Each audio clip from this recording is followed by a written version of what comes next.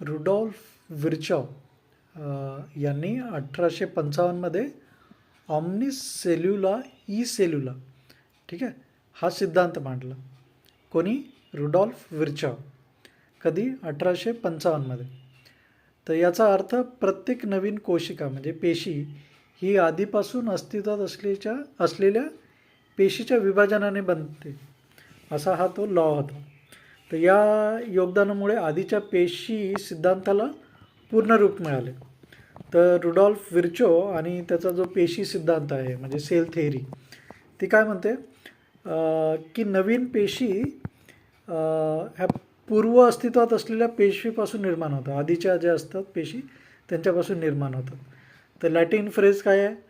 ऑमनिस सेल्युला E सेल्युला. वर्ष आहे 1855. आणि याचं महत्त्व कशासाठी आहे? यामुळे जीवशास्त्रात पेशींच्या वाढीचा आणि विभाजनाचा मार्ग स्पष्ट झाला. तर या पेशी सिद्धांताचे मुख्य मुद्दे काय आहेत? सर्व सजीव हे पेशीपासून बनलेले असतात. पेशी ही सजीवांची मूलभूत रचनात्मक आणि कार्यात्मक एकक आहे. सर्व पेशी या आधीच्या पेशींपासून तयार होतात. हे सूत्र रुडॉल्फ विर्चो यांनी जोडलेलं आहे.